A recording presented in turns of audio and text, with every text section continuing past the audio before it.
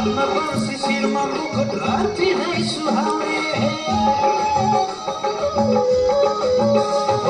यमुनाको नील पानी कृष्णजी नुहाउने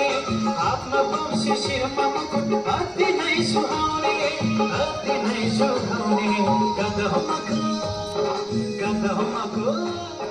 गदहमाको डालीमा बसेर बंसी बजाऊ नजाऊ है छोडेर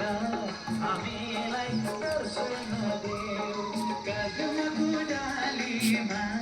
बसेर बंसी बजाऊ